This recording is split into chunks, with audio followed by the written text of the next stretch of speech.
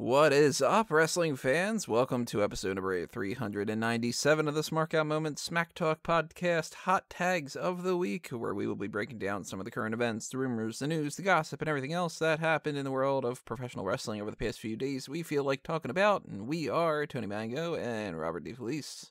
I didn't know this had to do with what we feel like talking about. Well, take care of everything, guys. This has been another Smark Out moment. And we're getting out. Hi, everybody. I've had an hour of sleep. Let's do this. This is going to be a quick one, everybody. So we only have 3 hot tags really to talk about. We might end up, interspersing a couple other things in here, but let's push these 2 out of the way pretty quickly. WWE 24 Batista Dream Chaser. That happened. See it. Wasn't that bad. It was a good backstory of Batista's career and the way that he looks at things and him talking about being an introvert and stuff, and I liked it quite a bit. I mean, it wasn't the best thing ever. It wasn't something that you should just completely skip. I say it gets a thumbs up. You didn't get a chance to check it out, but Is it odd how relatable Batista is as a human being? in some ways. In other ways, he starts it off saying about how he could totally beat the crap out of people just for the sake of it and stuff, and it's yeah. Not quite me, but That's less relatable, but the introvert lifestyle, the way he really goes out of his way to prove himself, I enjoy hearing about his relationship with the dude from the Wu-Tang Clan. they don't touch on that. They didn't touch on that? Nope. They do have a thing that, how on 24 they have this little a segment of a quote, and that's sort of like a chapter heading.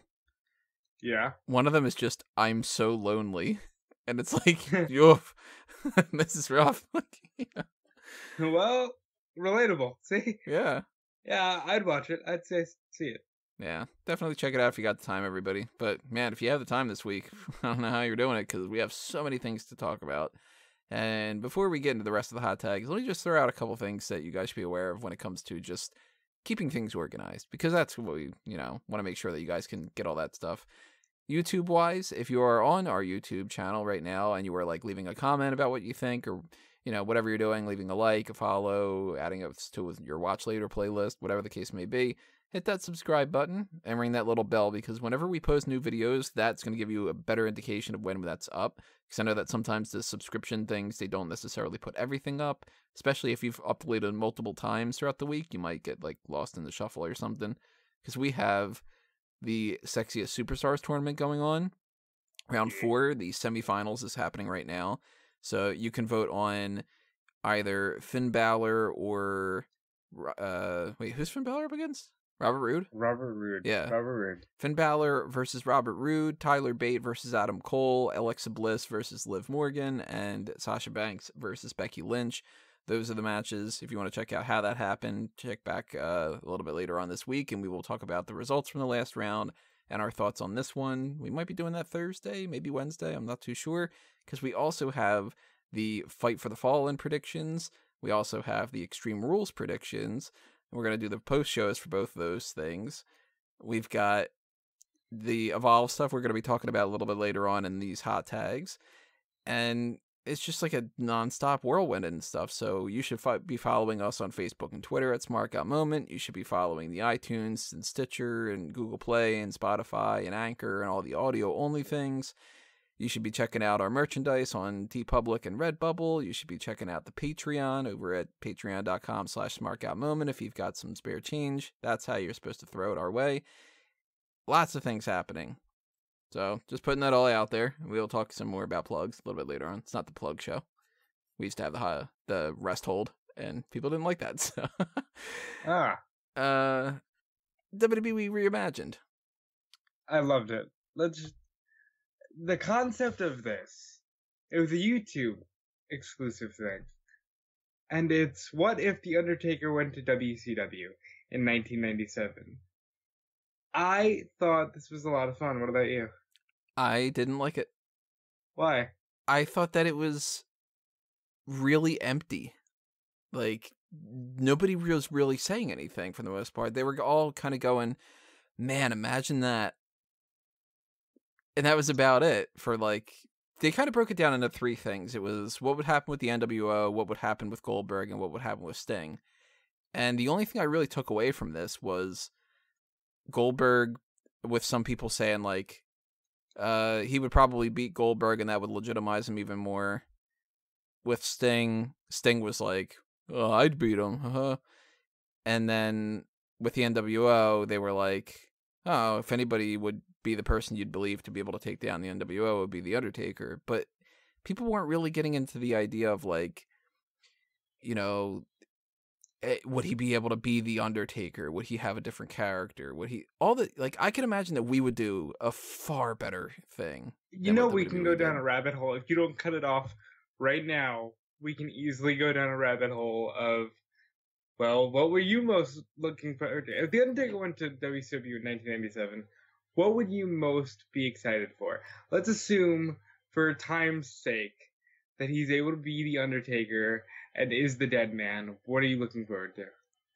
I mean, more than anything at that time frame as a kid, it would be against Goldberg. And then it would be against Sting. But then I would also be like, how is he going to fare with, like, even though this wouldn't make any sense, but, like, more of, like, the cruiserweight people? Because at the time, you know, being a kid, I'm still just kind of going through and saying, this Rey Mysterio guy is interesting, and this Dean Malenko dude is the Iceman, and, like, you know, wouldn't that be interesting if he fought somebody and whatever like that? Like, I would want to know, like, lots of things, you know. What would his pyro be like? Who would he team with? Would he be a bad guy or a good guy? Like, well, in the context that they gave, and here's where I think the Goldberg thing falls off the rails. They said 97. So that would be right as Goldberg is debuting. So anything that The Undertaker does with Goldberg, I'm assuming it's to put Goldberg over. However, because it's 97, does that mean he's jumping over with Brett? And in that case, how would The Undertaker fare with the New World Order thing? Like, you know, they ended up recruiting Brett, kinda, sorta. I don't think that they would recruit The Undertaker. Would he be a lone vigilante like Sting? Would he be in the Raptors with Sting? And then they're eventually gonna have to fight. And let's not forget, like, there's fucking DDP on the rise at that time. And, like, if they're really honest with everybody, would they have booked The Undertaker in some kind of a stupid monster truck match? Or, you know, like those weird-ass gimmicks. Like, what would The Undertaker look like at Bash at the Beach? That would just seem strange. But WWE's done that kind of stuff in the past with, like, the Coliseum and The Undertaker with the American flag on the inside of his coat and stuff. Like, well, you also have to remember, they didn't have the best production values. So I think Undertaker as Undertaker is going to lose a little bit. Because they didn't have that cool, like, alright, lights out, lights on. Like, they tried it for the Warrior, which was one of my favorite things in the special. They pieced together an Undertaker entrance from, like, 98 or something with Hulk Hogan reacting to the Ultimate Warrior debuting in WCW, and he's just, like, scared to death. right. Saying, I thought you were dead. I thought that was clever. Like, that, I would have liked to have seen more of that. The over-under, I think he would have had a great match with Sting when they got there. Underrated idea. What would they have done with Raven and the Flock?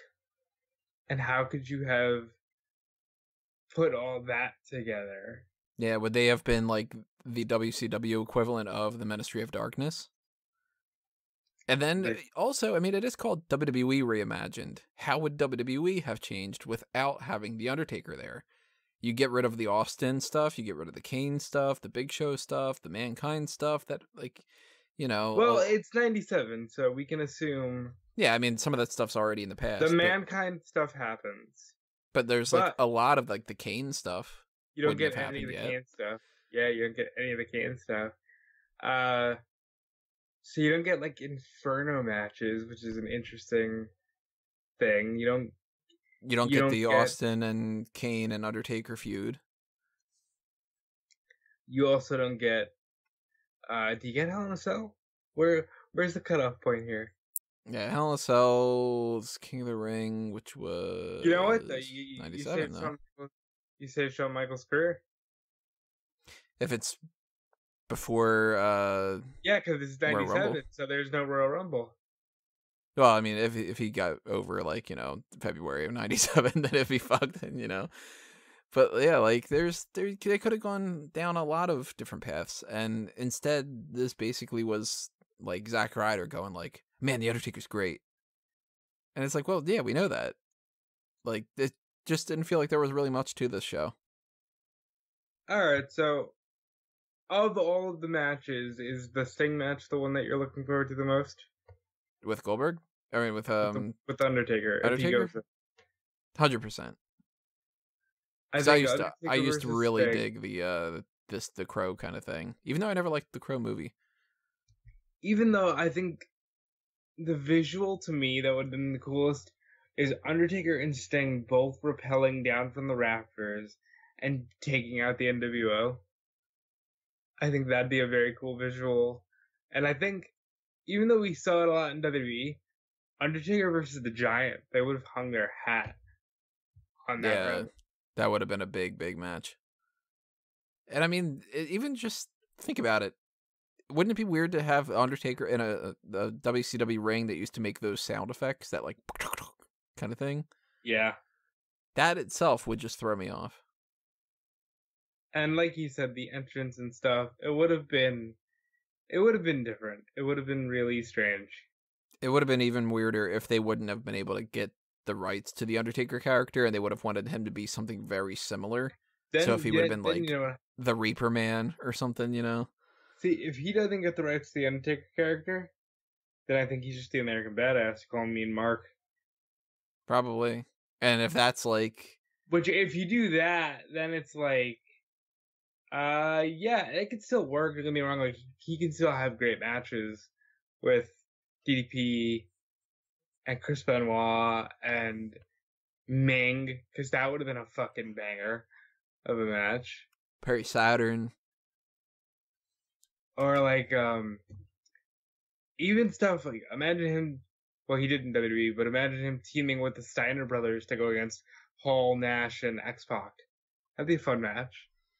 But like, that's something I would have wanted them to discuss, is something like, if it's WWE Reimagined, what if The Undertaker went to WCW? I would have liked to have seen somebody like a Bruce Pritchard or an Eric Bischoff say, well, we wouldn't have had the rights to the Undertaker gimmick, so this is what we would have done with the Undertaker had we would have been able to bring him in there. We could have done this American Badass thing, and then because then that changes everything, Or if they would have said something like, well, we were, trying to figure out a way to get him, and we had these other ideas, and this one gimmick we ended up giving to this other guy, and he became Mortis, or, you know what I mean? Like, that was what I was kind of hoping for.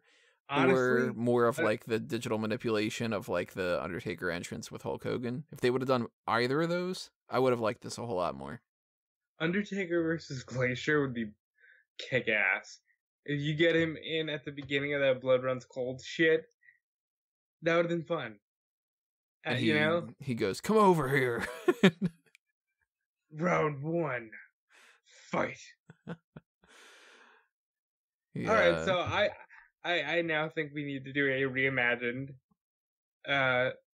main event at some point where we just take a scenario and fuck with it. Just a what if? Yeah. I mean, I could probably work out some kind of a logo with the little WWE and that being the W of what if. Like, there you go. I think we just created a new segment, guys. just ripping it off of WWE and being like, we could do this better, Yeah, I wasn't the biggest fan, but if they do any more of these, I'll check them out, because it's like, maybe they've got something else. Like, what would you like to see them do another Reimagined for? Any other topics that like spring to mind of like, I don't know, WWE Reimagined? What if Mark Jindrak would have been in Evolution longer? You know what? That's a fun one. I really do like that. WWE Reimagined. What if The Rock never goes to Hollywood?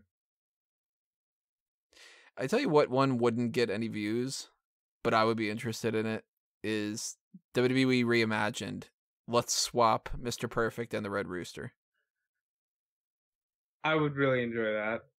And Or, like no like, kids would click on it because they'd be like, "Who the fuck are these two people? Who's this Terry Taylor guy?" And it'd be like, you know, WWE Reimagined, what if CM Punk doesn't leave? Or, like, what if that whole thing works out differently? Or WWE Reimagined, what if WCW wins the Monday Night War?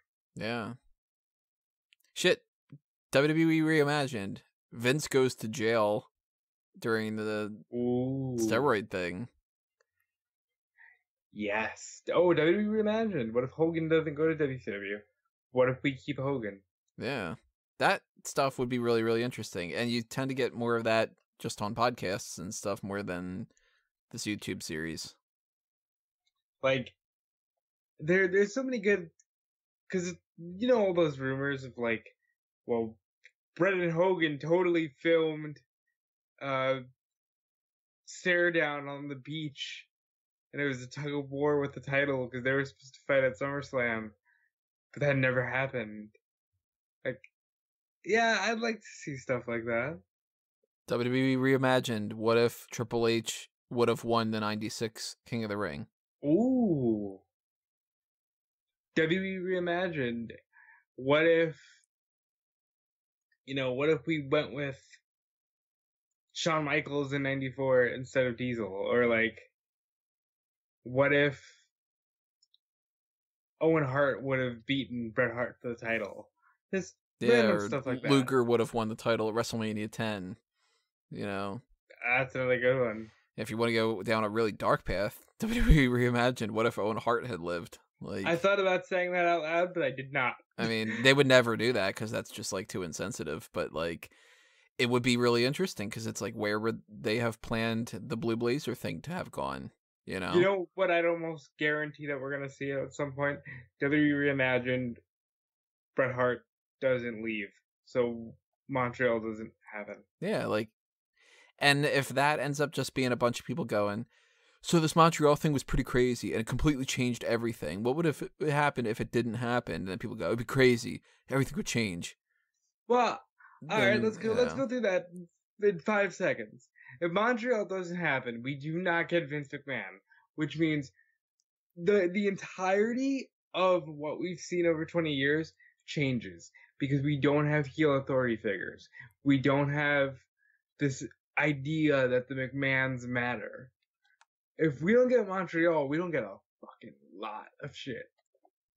But who knows if we would have gotten better, I think we would have. Like, imagine Bret Hart versus Steve Austin ends up being the main event for, I don't know, WrestleMania 15 or something.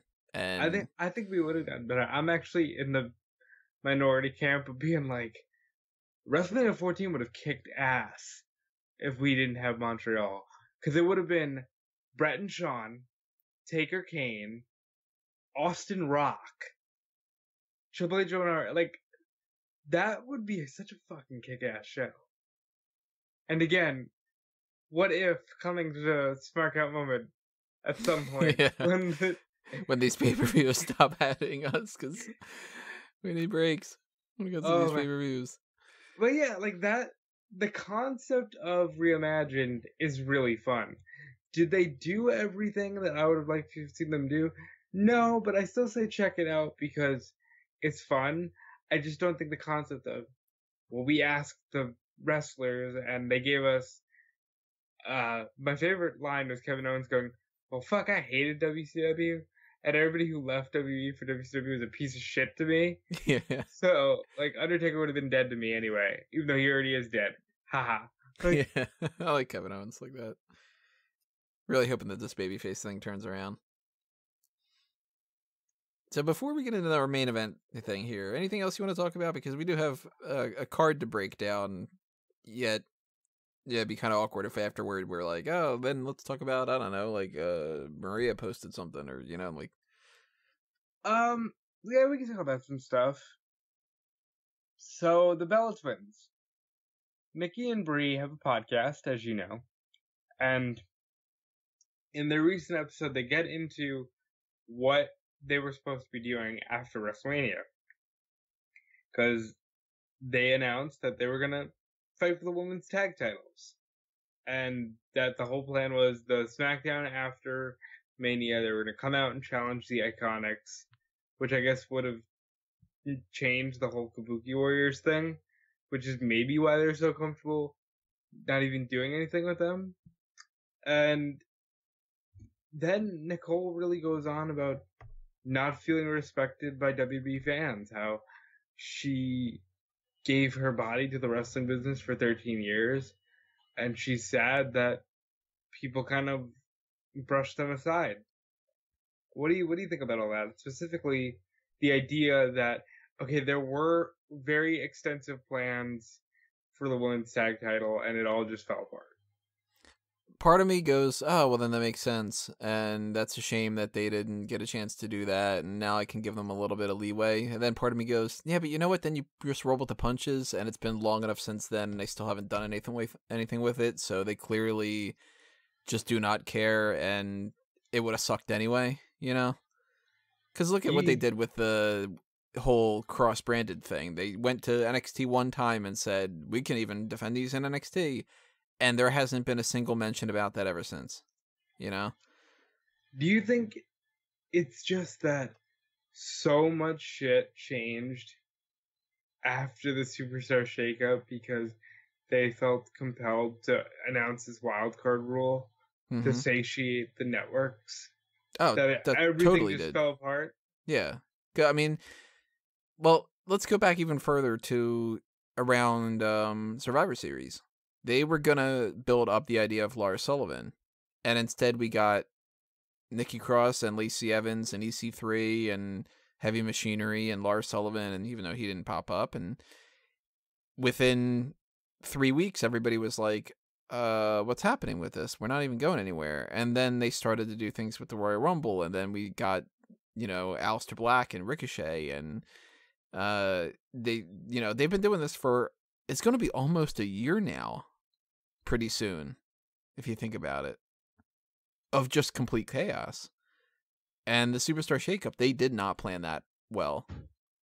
So then they started flip-flopping, and we had a 3-week Superstar shakeup, and we had like the Viking Raiders. They're changed their name from the Viking Experience, and they're pushed to be like clearly going for the Raw tag titles, even though they're the NXT Tag Team Champions. So let's just abandon that. But then we're going to abandon the Viking Raiders, so they could have just stuck around in NXT.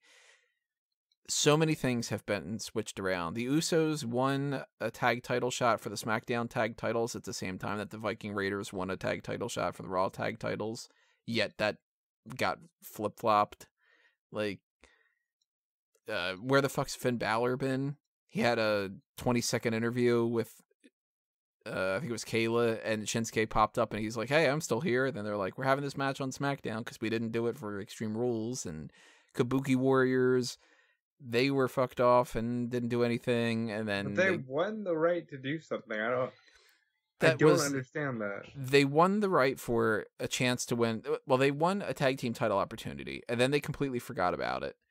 And then they randomly inserted the idea again that they were going to have their match in Tokyo. And if they won that match in Tokyo, then they would get a tag team title shot. And they won that match in Tokyo, and nothing has been said about it. So this is now 2 times that they've won the opportunity to face the tag team champions, and nothing has happened about it. And we're on the go home show is going to be, a little over, 15 hours from now. And because 1:30 in the morning, for anybody who's wondering.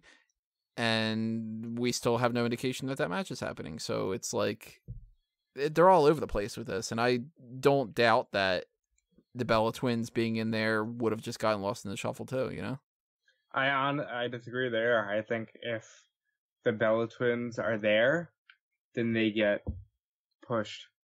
The tag titles then mean something. Maybe, but I don't think it still would have really mattered all that much. They would have been pushed more, for sure. But I think that they maybe would have only gotten like 2 more segments on something. Nope. I think if the Bellas were healthy, then the women's tag titles would have meant something. I think they would have put it on them, and then you would have seen like the Bellas versus the Riot Squad, the Bellas versus even maybe Sasha and Bailey, or like, hey, the Bellas have never been in NXT. We hear this is where the competition is. We're going to NXT. Oh, they would never do that. They would totally do it as a one-off. I think that all that they would do is say, well, you guys can go do your other projects, but we want to bring you in for some big shows once in a while. Let's make it a big deal that you're defending or facing the champions or whatever at Money in the Bank. But in fairness, even that's a lot better than what they're doing now. Yeah, true. But what about the idea that they're not respected by wrestling fans? Admittedly, when hearing the emotion that Nikki talked about this with, I felt pretty bad. This is one of those scenarios where it sounds so mean to be so blunt about stuff and so, I guess, like, black and white, but just because you put everything into something doesn't mean you deserve to be treated like you were great at something. And there's a certain level of respect that needs to be given to people that do what wrestlers do, like just as like a baseline, like, because most of us couldn't do anywhere near what they would do. And if you're the type of person who criticizes somebody based off their talent, thinking that you can do better, that's up to you to prove it. That's why I never want to make Smark out moment about like, well, I could do better than these people, because I couldn't. But I feel like there's also a level of entitlement that some wrestlers have, that they feel like, oh, I've dedicated my whole life to this, and people act like I'm a nobody, or people don't bow down to me all the time. And it's like, well, not even the most important people in the business get treated with as much respect as they should sometimes. Like, you look at what some people have done, and not to say that, this is kind of taking it in a different direction, but like, how do you compare a beaten down, like, I don't know, Rowdy Roddy Piper to a beaten down Marty Jannetty? Do you go with the whole like, well, Piper was dealing with a lot of problems and he was this really great main event type talent, so he deserves more respect than a Marty Jannetty who completely threw away his life and was doing this for all that time? Or do you say that they deserve the same amount of respect? They deserve... It's a tough kind of thing, isn't it? Like, yeah, because I'm going to unfortunately go, well, Piper was the main eventer, so respect Piper more. And then if you do that, then you look at somebody like the Bella Twins and you go, yeah, but you're not Trish. Or you're not Mickey. Or you're not the Four Horsewomen. And then that's where people are like, oh, well then, but we were this. And then it's like, yeah, but you weren't that. So then, and then if they go, well, then we deserve that anyway because we were popular. Or, it doesn't matter about the wrestling skills. It matters about how much we beat ourselves up. Then you're like, well, then why aren't we talking about like Jillian Hall or Melina? Like, it's a tough kind of scenario like that. Like, you kind of have to just sort of assume that not everybody's going to treat you as well as you want to be treated. The unfortunate thing for the Bell Twins is perception is reality. And for a long time, whether it was scripted or not, they gave off the perception that they did not care about pro wrestling. Yeah. So that's sad.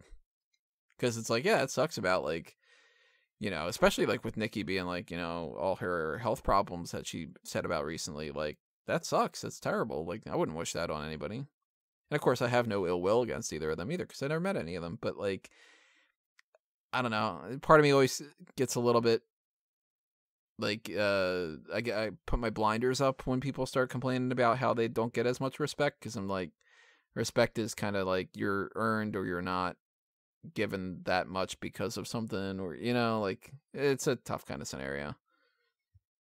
Right. Point being, don't be a dick, but at the same time, maybe you got the respect that you earned sometimes, depending on the people. I don't think That's that, fair. somebody who's I want to try to like put some names out there, but I don't want to like crap all over anybody in particular. That's the thing. Like, let me try to think of somebody who probably wouldn't care if I like crapped all over. Like, I guess if you even go back, I mean, this isn't even like, I don't know any bad stories about this guy, but like Duke the Dumpster Drosy. You think anybody's going to care if he's at like an indie show and to be like, you paved the way for all this kind of, it's like, come on. Yeah, okay, yeah, that's a little on the extreme side. But I get you. Yeah, like that's the type of thing that some people, they think that they deserve that kind of stuff. And it's like, there are bit players, there are big players. The Bell Twins did a lot in certain ways. They never are going to be respected as great in ring people because they weren't. And there's always going to be that type of stigma against them. And unfortunately, they don't have the ability to like train and learn and get better and go back into the ring and blow everybody's mind and prove that wrong. But everybody's got their parts that they're playing. That's why there's a Kane and there's a Snitsky. In fairness, Snitsky got to main event of Survivor Series. Well, in fairness, it wasn't his fault. That's true. Who did he main event with? This is gonna be funny. It was him, Triple H, Batista, and Edge against Benoit, Orton, Jericho, and Maven. And what event was that? That was 2004 Survivor Series. Ugh. But again, Snitsky. Weird. Yeah.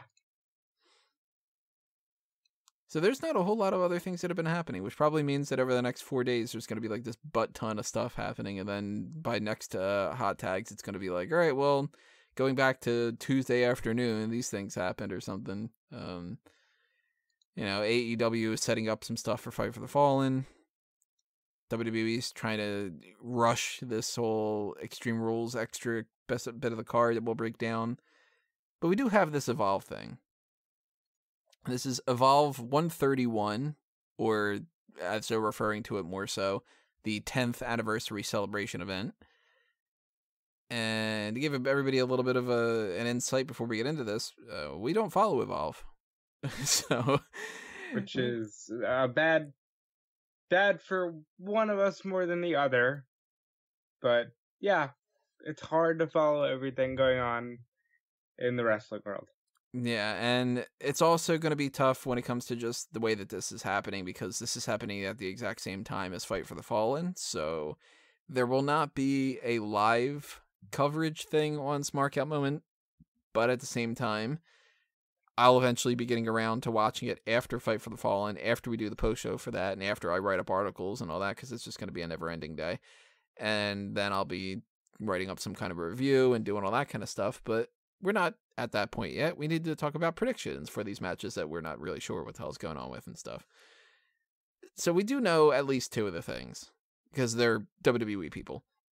One of them is that Adam Cole is defending the NXT Championship against Akira Tozawa from 205 Live, which, I mean, that's a pretty simple one. Adam Cole's clearly going to retain that.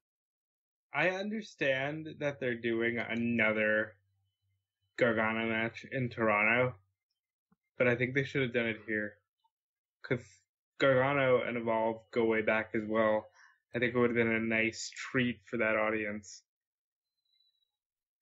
Yeah, I don't know. I think that it's more important to do it at the NXT show, and this is like, hey, we're giving you Cole and Tozawa. Isn't that great? Don't complain. That kind of thing. I mean, I like Akira Tozawa. Like, don't get me wrong. That's the thing. I'm really looking forward to this match. I think it's going to be something that's different. And Cole is going to get to play around with somebody that he's never had a match with, from what I can remember in NXT. They could do some, like, oddly different things because they're in a different environment. Like, this could be actually a really, really cool match. Yeah, I don't doubt that it'll kick ass. I just think it's a foregone conclusion, and I'm not a fan of those. True. Ugh, yawns. Jesus Christ, we're one match in, Tony. Wake up. Gotta imagine what it's gonna be like when I'm starting to watch this at like 2 in the morning or something. I full disclosure, guys, and Smart Guy Moment is like my home base, so I don't mind saying this. I've been saying for months I'm going to Fight for the Fallen. I genuinely don't know how any of that is going to play out. So I might not even get home until like 4 o'clock in the morning the next day. I don't know if I'm even going to watch this thing until Right. after Extreme Rules. Yeah, and that's like there's that weird crunch time because there's, I mean, for again, full disclosure when it comes to my side of things, anybody's got to pay attention. I got the Bleacher Report stuff, I got the e-wrestling news stuff, I've got editing for the podcast, I've got all that kind of stuff. So when Fight for the Fallen wraps up, it's going to be like, okay, well now that's already the entirety of the Evolve show. We're going to record for however long. Well, it's probably going to be me, actually. It's probably just going to be me for the Fight for the Fallen post show. So I'm going to make that pretty quick, more than likely. Maybe a half an hour or something like that. Then I got to edit that, and I'll be editing that while I'm watching the Evolve show, and then I'll be writing stuff up, because I'm going to be writing up an article for Bleacher Report about Fight for the Fallen, and then writing up an article for e-wrestling news about Fight for the Fallen, and then I'm going to be watching the Evolve thing, and then writing something up for e-wrestling news about that. So it's going to be a real tough scenario. Then that might bleed over into Extreme Rules if I get like no sleep at all. And then that might bleed off into the hot tags or something, because the hot tags is when we're going to review this in some kind of like audio capacity. So I'm hoping that I'm not so burnt out from Fight for the Fallen that by the time this Evolve show comes around, that a match that's like this that I would normally be interested in, that I'm not just like falling asleep, Well, quick detour. How do you feel that Fight for the Fallen is free? Glad that it's free, because it does not look like a card that I would want to pay for. Even though I'm glad that it's free in the sense that I think it needs to be, I hope they don't continue doing this. I'll be honest about this. I am more excited for this Evolve show than I am for Fight for the Fallen, and I don't know any of these people for the most part. See, and that's an issue. But we'll talk about that when we get into Fight for the Fallen predictions on Wednesday, Thursday, something like that.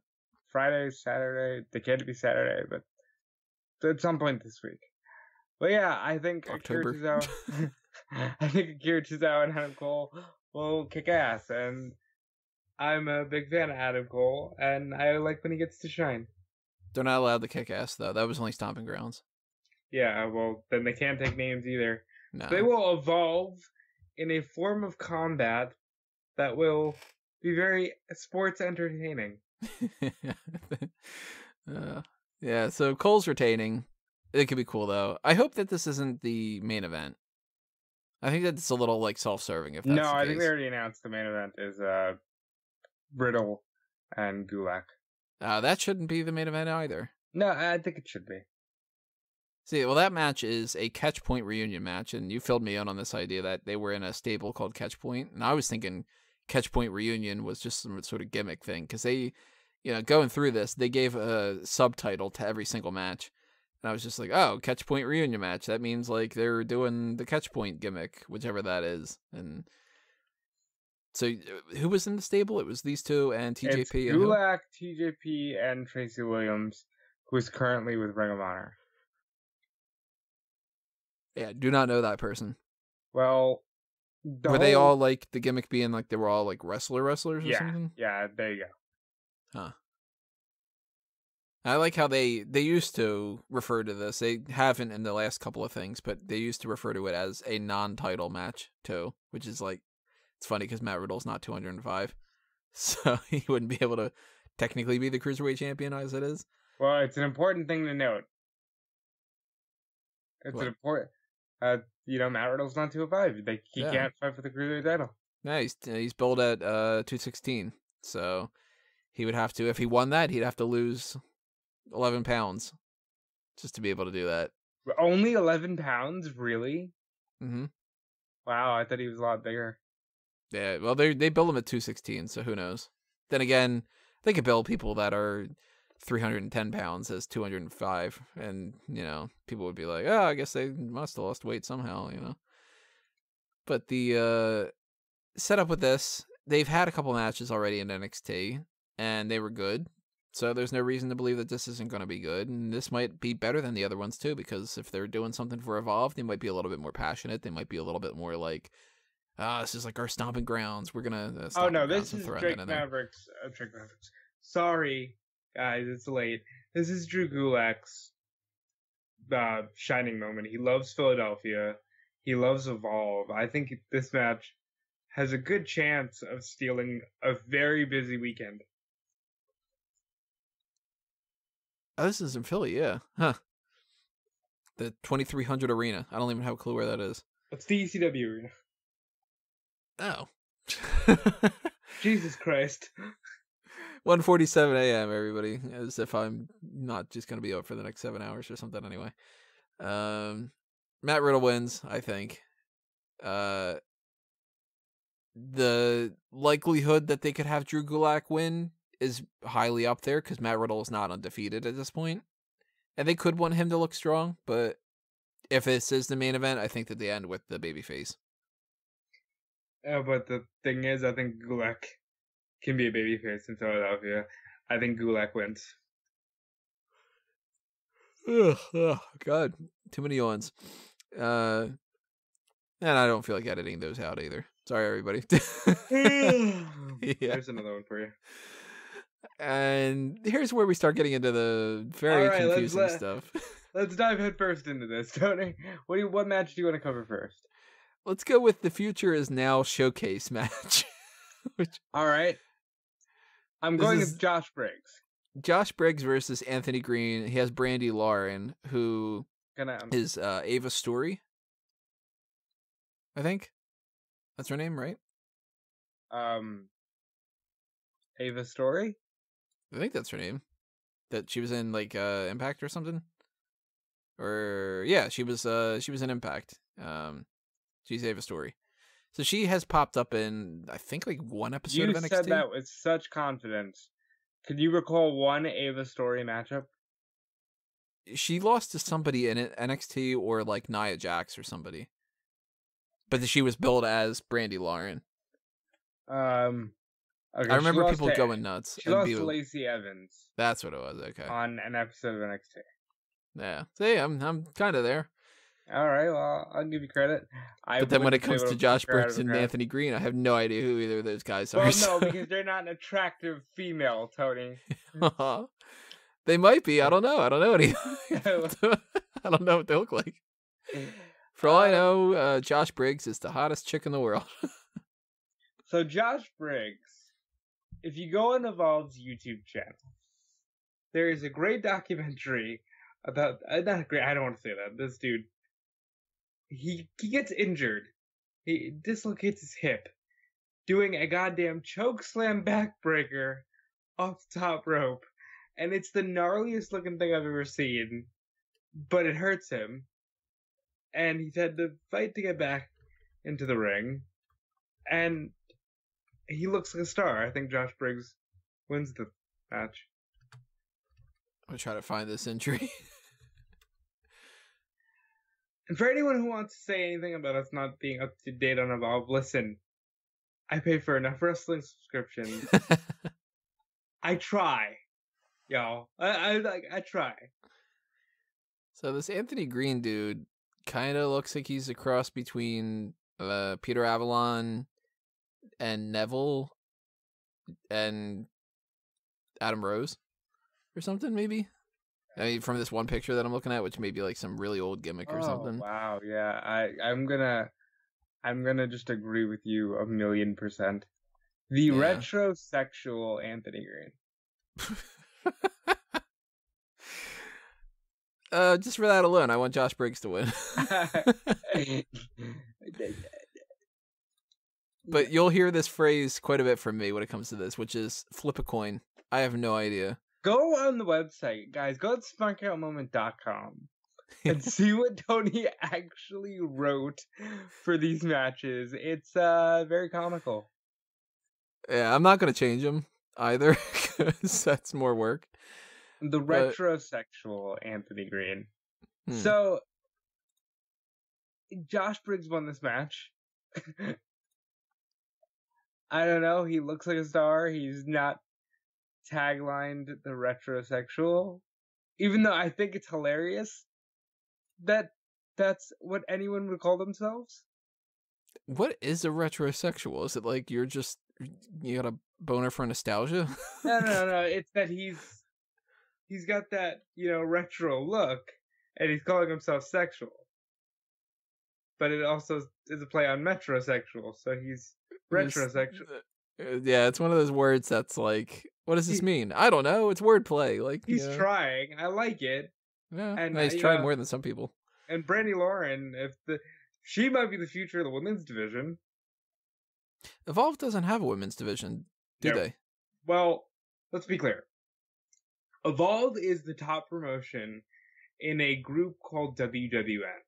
Yeah, give me a breakdown of this because this is confusing to me. Like this, from my perspective, and I guarantee I'm completely fucking wrong about this. See, well, I can at least talk about this. I know what I'm saying here. It seems to me like Dragon Gate made a U.S. counterpart, and that sort of went like, we're not going to necessarily do that anymore a couple years ago. And that there's all these extra little promotions. It seems like they're all kind of started from Gabe Sapolsky. Like, he just kind of creates a new one every, 2 years.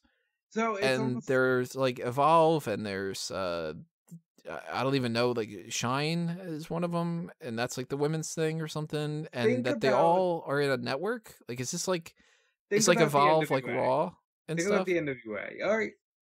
Okay, yeah, that's fair. I'll bring it to this era a little bit. Yeah, because NWA, you're going to lose me. Think of WWE. You have Raw, SmackDown, 205 Live, NXT, NXT UK. So with WWN, it's kind of like a header. It's okay, so all these promotions are in the World Wrestling Network, but it's Evolve is their main one, because that's the one that was specifically started by Sapolsky and Daniel Bryan. Then you have Shine, which is an all-women's promotion. Very good one at that. I will say I watched many Shine events. Very good promotion. Then you have ACW, which is here in Florida, which is just sort of like an all-for-one kind of promotion. Then there's Full Impact Pro.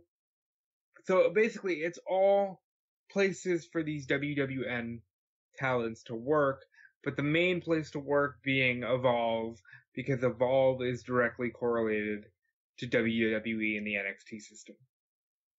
So, technically speaking, WWE obviously doesn't own Evolve. They just have a working partnership with them. They have a working relationship with them, mostly because Gabe Sapolsky is the protege of Paul Heyman. But the working relationship, does that extend past Evolve, or does that, could they, in the future, I mean, theoretically anything can happen. Theoretically, yes. Could they show, a Shine event on the WWE Network, or is that tied into something more? Because the WWE, or the WWN thing, if they've got their own network, they're not going to want to put things on the WWE Network. You're wrong there. Why the hell wouldn't you want to put it on the WWE Network? So much exposure. They're doing Evolve because I think Evolve is the one that everybody knows. Evolve had McIntyre, Evolve had Riddle, and EC3, and Gulak, and all those guys. However, I 100% think you could see a Shine promotion on the network. I 100% think Gabe Sapolsky can go pluck 5 girls out of the Performance Center and say, I'll do some work with them in Shine and get them ready for you. Shine them up? I'll shine. Again, I've said this a few times. That's why you're in charge. Because as Cal has pointed out, I'm not good with that kind of stuff on the fly. that's what's interesting with me about this whole Evolve. Well, I mean, the card itself's interesting because it's just a completely unknown kind of thing to me. But like, this is the first non-WWE thing that they're putting up on there. That isn't that they bought the tape library and it's just like you can check out these old Mid-South wrestling thing where it's Jack the Rattlesnake Anderson against Really? you know, I don't know.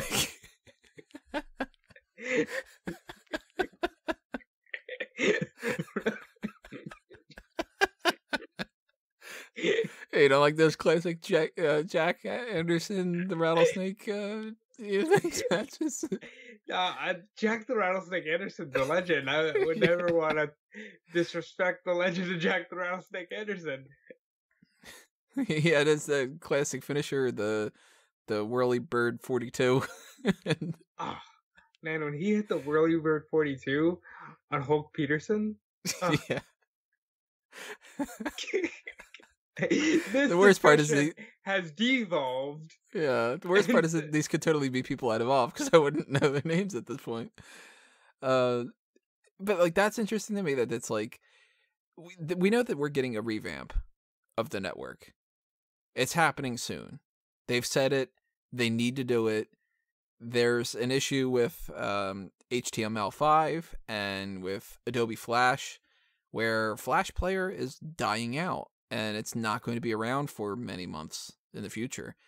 So WWE Network has to change and they need to switch over to HTML5 or some other kind of equivalent. I don't know if they want to do something else, but that's the thing that makes the most sense.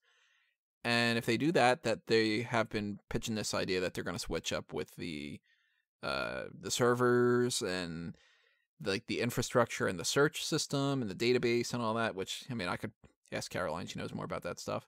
Really? That's what she does. She's like archiving and database stuff. What? So, yeah. You learn something new every day, folks. Yeah, she knows somebody who worked on the WWE Network, or the WWE archives, and it's shaped like a brain, kind of. It's like this awesome kind of thing.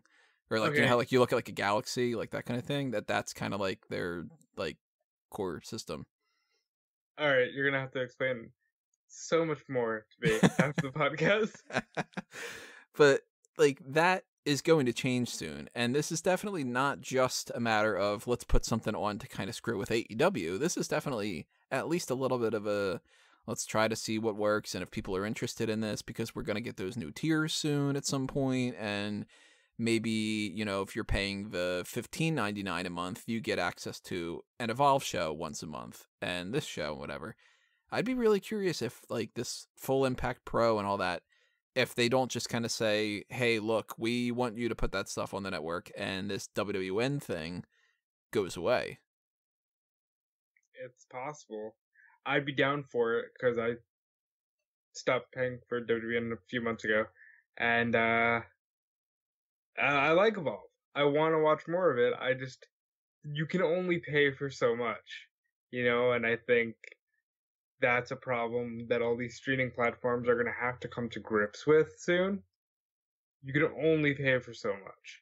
That crunch is going to happen a lot sooner than they think that they will, because Apple thinks that they're going to do something, CBS All Access, Netflix, Hulu, Disney Plus, all these kind of things. They think that they're going to have their own thing. Nope. And once you get to the point where you're doing the exact same thing that everybody hated about cable, it's going to have to collapse again. And there's a shorter and shorter shelf life of these things.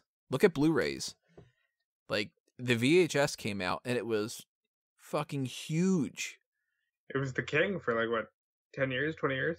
A long, long, long time. And then DVDs came out, and DVDs blew that out of the water and was the huge thing. And by the time Blu-ray came out, Blu-ray hasn't really still been a thing. I don't know anybody that has a Blu-ray collection, but everybody that I know has had a VHS tape collection and a DVD collection, and now everybody has digital streaming platforms.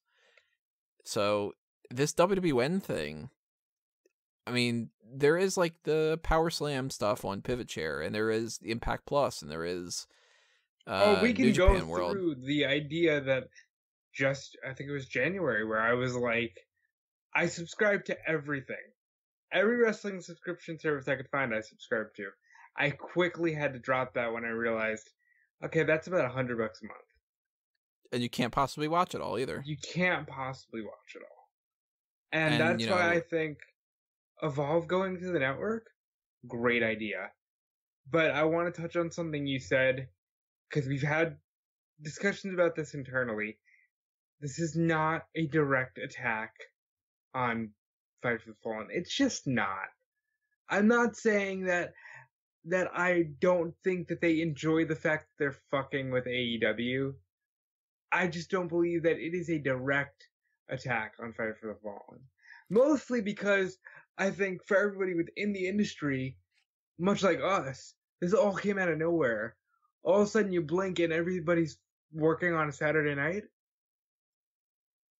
I think it's too hard for them to just spontaneously create another event out of nowhere. And it's the 10th anniversary celebration thing. And I think the fact that they released footage well before all of this of, Gulak and Riddle making their match official, this was bound to happen. And now it's just up against AEW because this shit doesn't stop. Yeah, I don't think that they would do that. I think AEW being on Saturdays is going to throw a lot of things off. Because just this past Saturday, we had an Impact show, an MLW show, UFC, if some people get the crossover there, and the G1 Climax. That's 4 shows on one Saturday. You can't possibly do it all. We're having, 3 shows this weekend. You can't possibly do it all. And that's going to force people to kind of, spread themselves too thin. I mean, look at how I'm working. And, certain things aren't going to land as well as they should have. And then, there's positives and negatives when it comes to all this. But if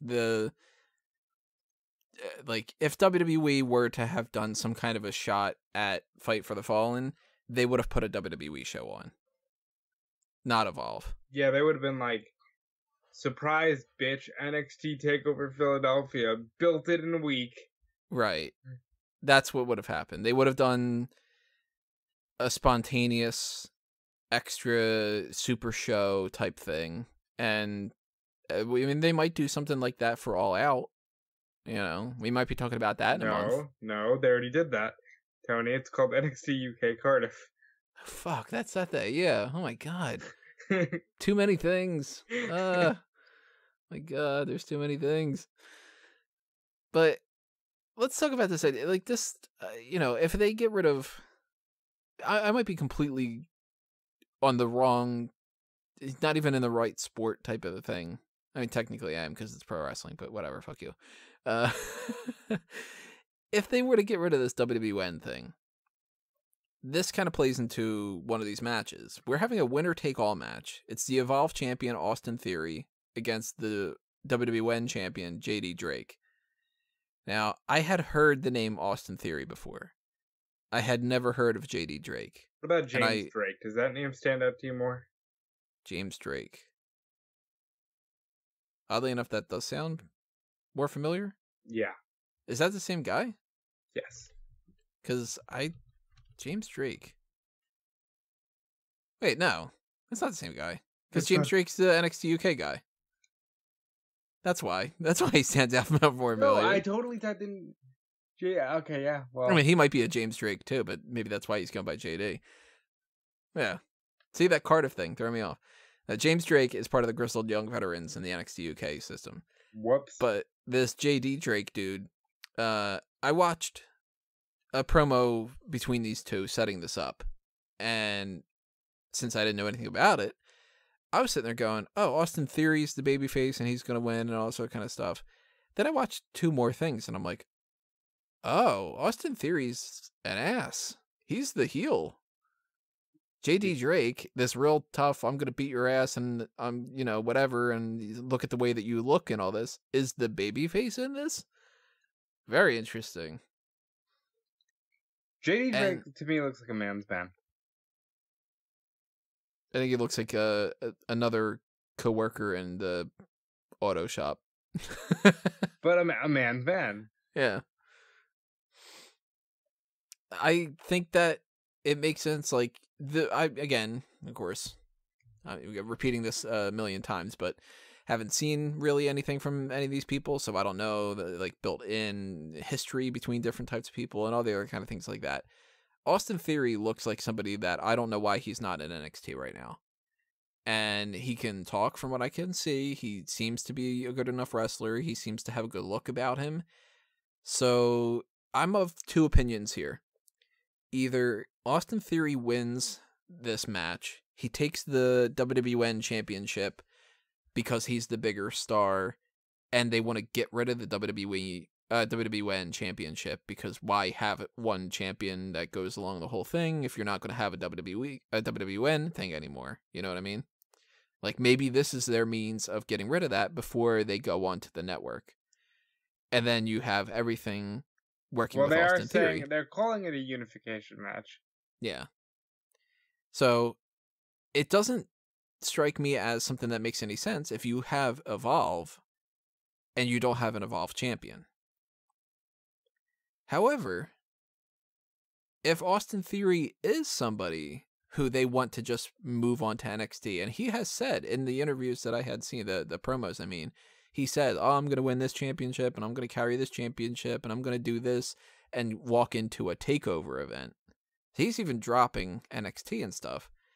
Maybe Austin Theory doesn't take away both these titles, and that is their means of being able to bring him into a takeover thing where he doesn't have to work these Evolve type shows anymore. Understand this. Austin Theory is winning this match. He has called out John Cena before. John Cena has acknowledged him. He's been in the ring with every NXT talent. I think Austin Theory is 100% winning this match. What do you think about the whole unification thing? Is that going to be something that they just have like the Evolve champion and the WWE? I keep wanting to call it WWE. The WWN champion, and it's like he's holding both belts, then he drops one at some point, and they do that kind of thing? Or is it going to be like, well, we don't have the WWN championship anymore, and the Evolve champion is going to be going to Fight Pro, Full Impact, whatever the name of that. What was it called? Jesus. Full Impact Pro, Tony. There you go. Like, how's that all going to work, you know? I think you keep the Evolve title, because Evolve is the brand that everybody knows. Unless, and then you just no WWN champion. Unless you still want to keep the WWN brand, then you just make everything the WWN brand. Well, it doesn't make a whole lot of sense to me from the breakdown that you had said, where if all these different promotions are all separate promotions, but they're all on this network,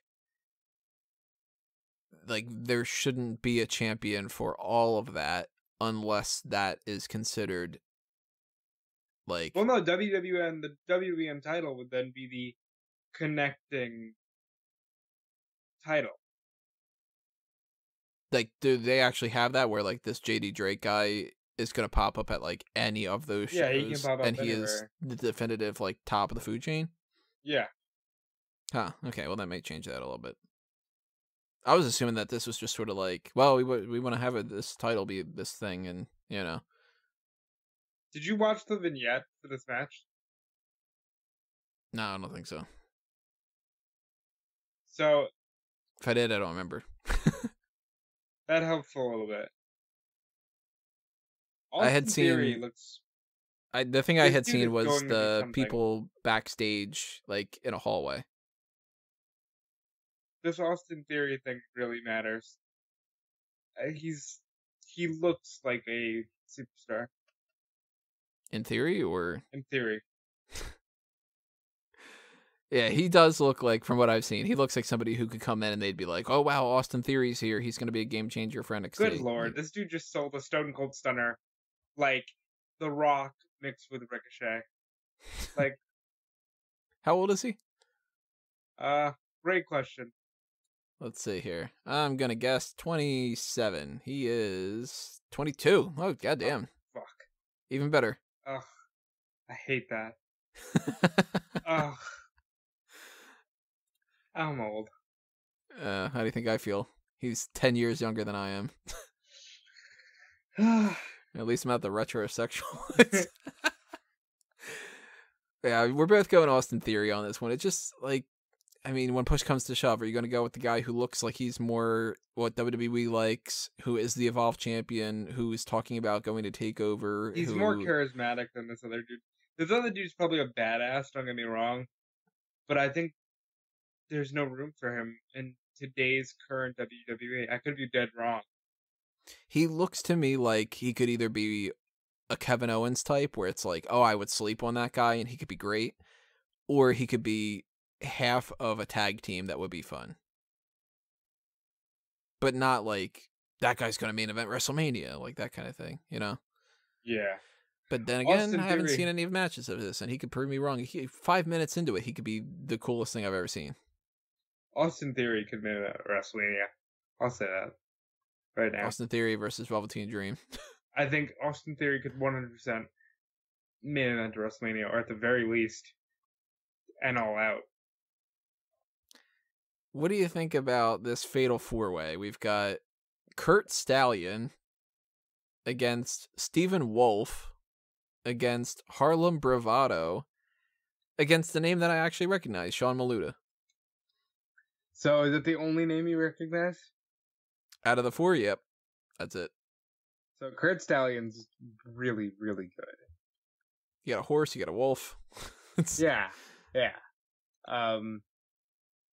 Maluda, I've never seen anything of his that I needed to stop and watch this thing right now. No. He seems like he's like a utility player. Like he's a good hand. That kind of thing. Stephen Wolf, he's good. I don't think he wins this thing. I think right now this comes down to Maluda because he's in NXT, or Stallion because I've seen him and he looks ready for the big time. The name Harlem Bravado is pretty fun to me.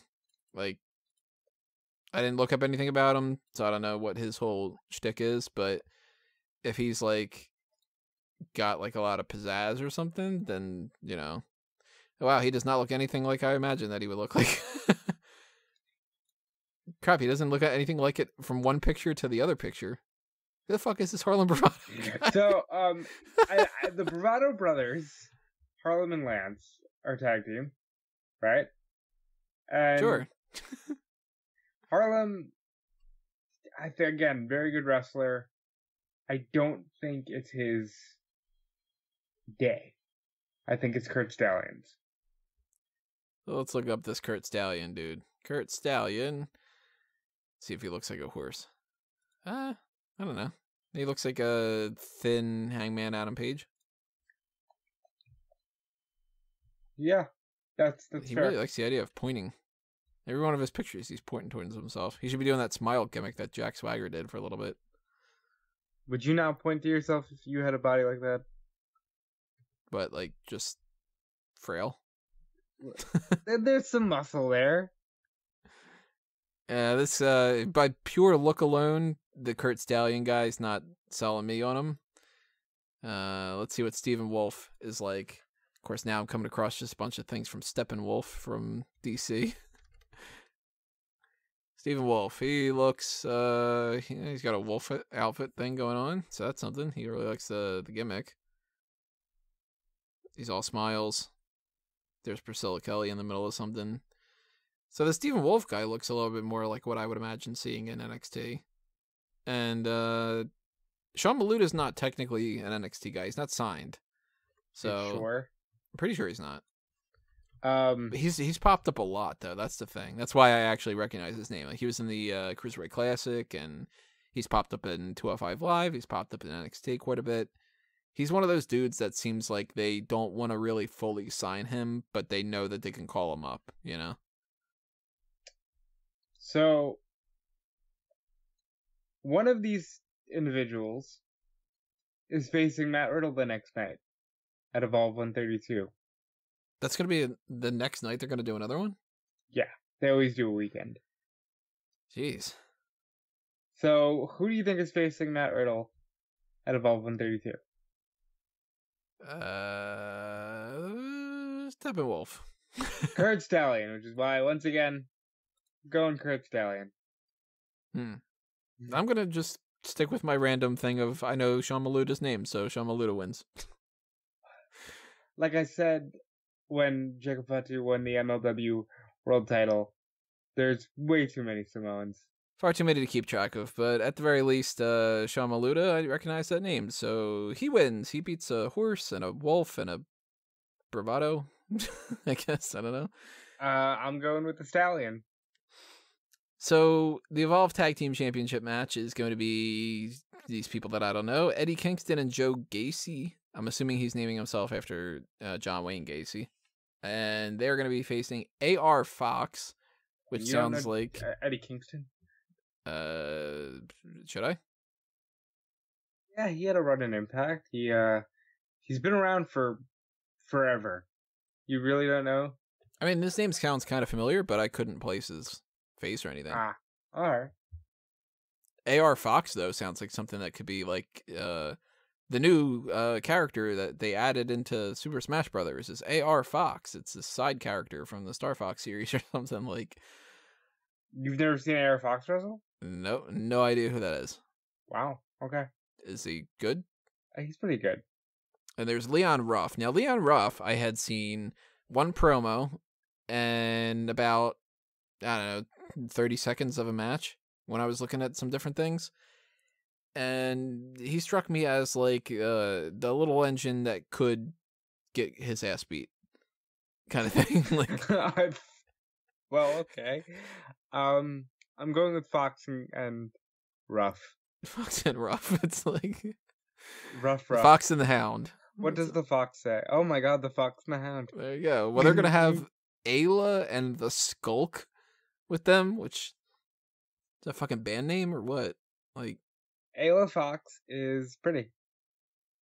Oh, that's her name, Ayla Fox? Yeah. So let's see. Ayla Fox. I was just like thinking like, you know, hey everybody, we're Ayla and the Skulk and this is our new hit. I don't know. Sad Boy. Yeah. Bash your face. And I'm not coming across pictures. I'm coming across a lot of pictures of actual foxes. My Google image search is just sort of like, here's what a fennec fox looks like and stuff. I just went to Twitter. Ayla Fox, wrestler. And I don't recognize her either. So. Well, I didn't expect you to recognize her when you told me you didn't know who AR Fox was. Yeah. Now I'm really curious who the Skulk is. So the Skulk is Adrian Alanis. Or Alanis. Something like that. And I don't recognize him either. I don't know what the Skulk stands for. So I guess they're just kind of like hanging by. Like I mean, it's with them, so they should be just. No, they're a faction, Penny. Yeah, so there's just sort of like, you know, extra people on the side. So the Skulk. Oh, so it'll basically be these two dudes on the side with Ayla Fox and these two, Ruff and Fox in the ring. So for the smarkoutmovement.com page, my breakdown for this was, and I agree.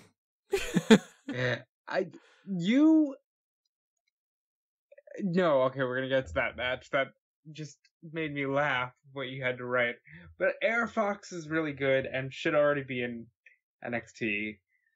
I really think Ruff looks cool. He looks like he can be a fun addition to NXT, maybe a breakout tournament next year kind of thing. Eddie Kingston and Joe Gacy are badasses who are going to fight while the other two take it to the air.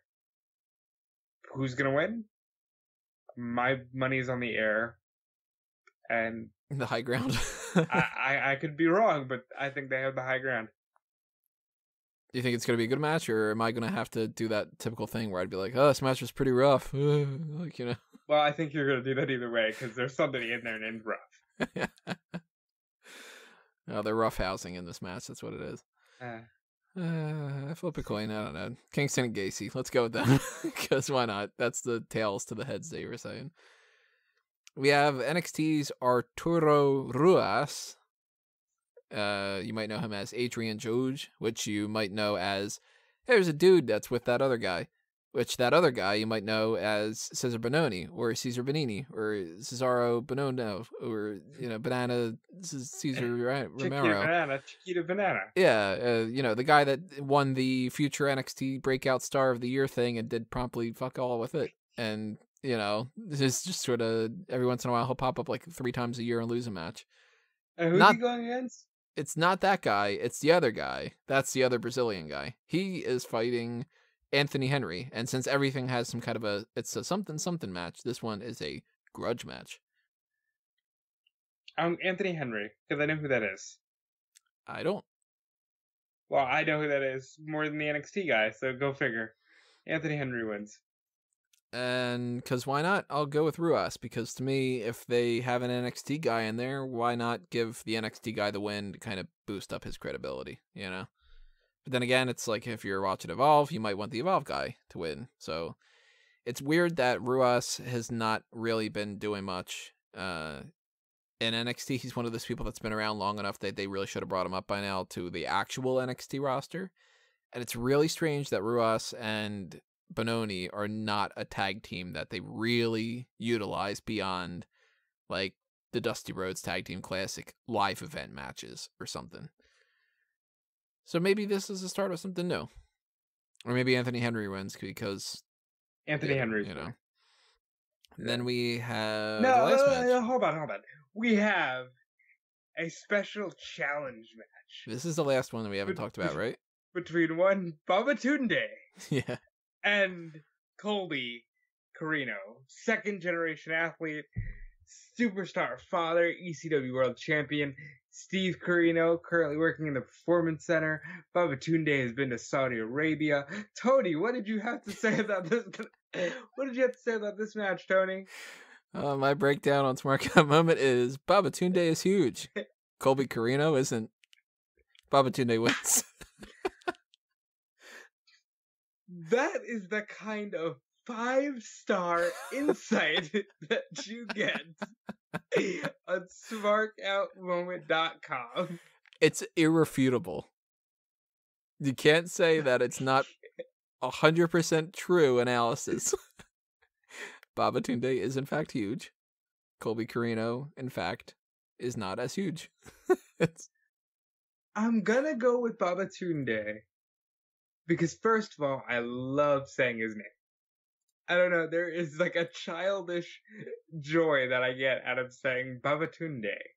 And he has been with the company forever. He was supposed to be Leo Rush's bodyguard. Then he went to Saudi Arabia. He hasn't done anything on the main roster.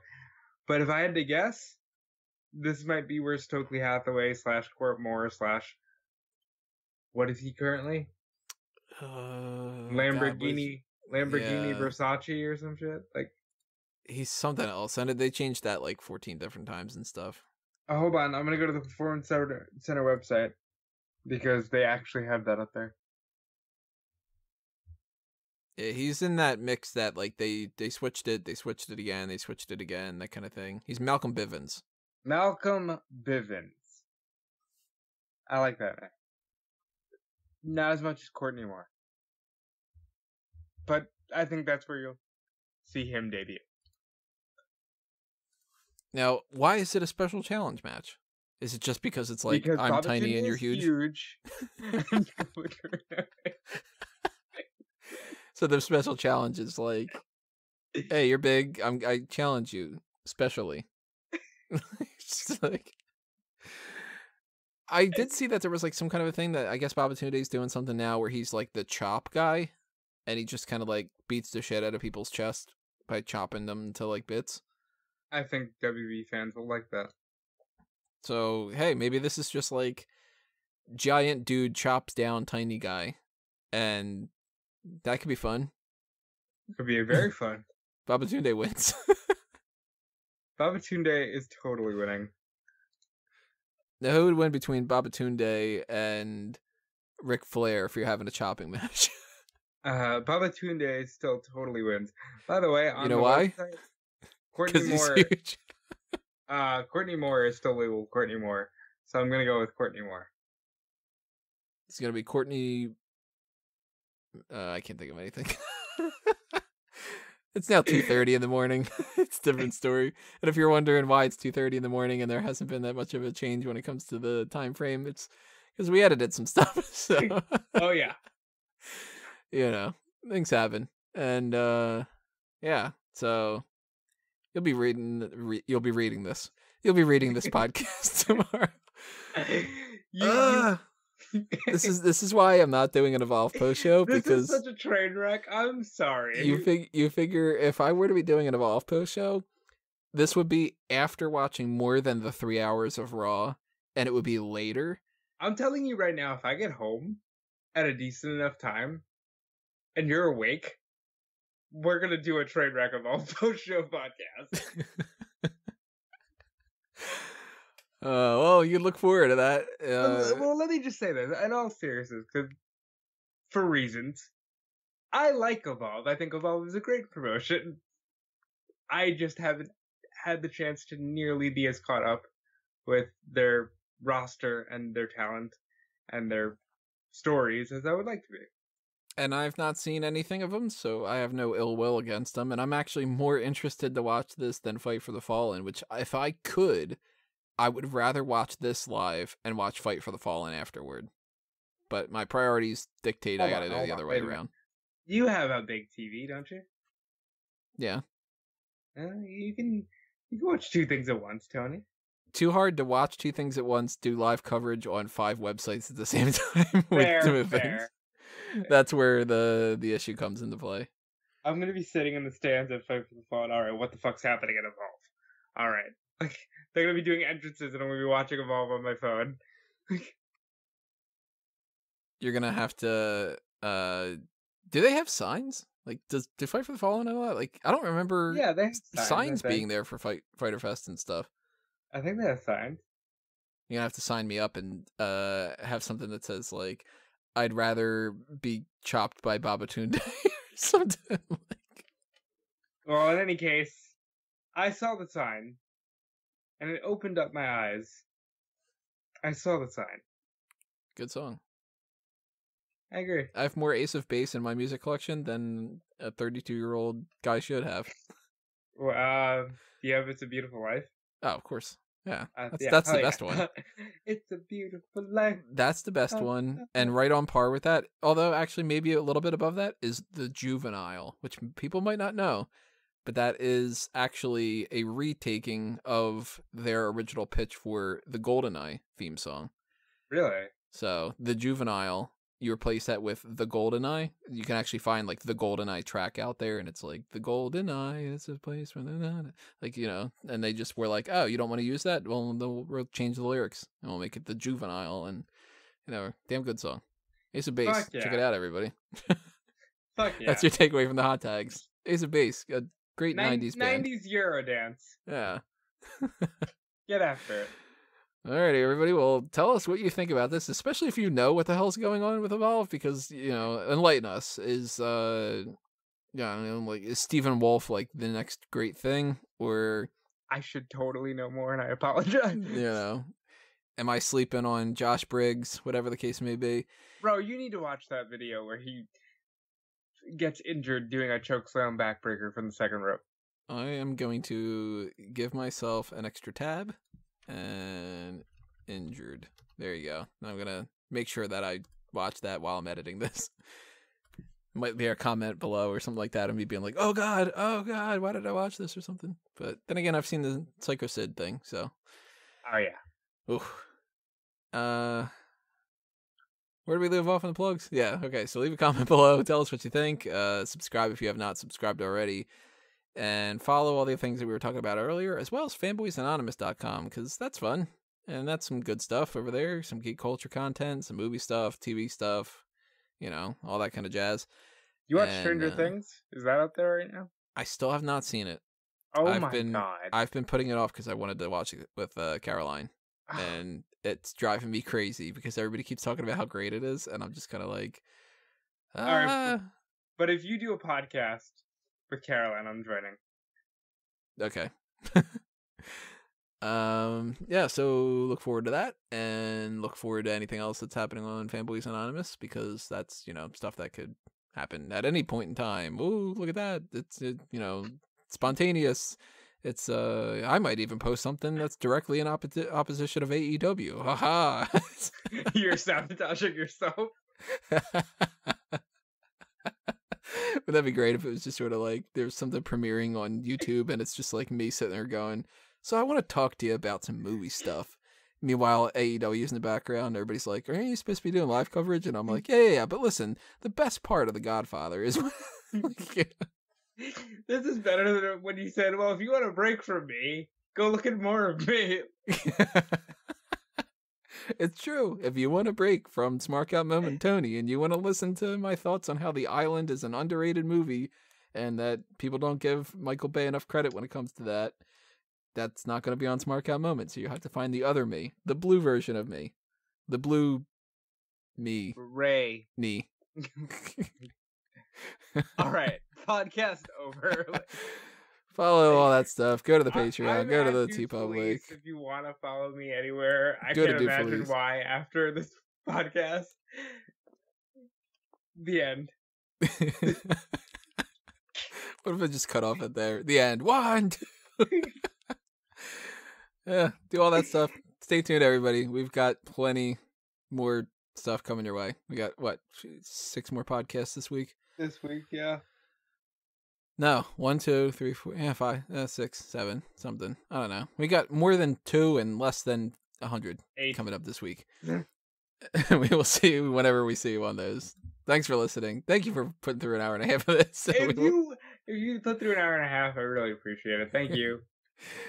Thank you for listening, everybody. This has been another Smark Out moment, and we are being counted out. Long live the rattlesnake.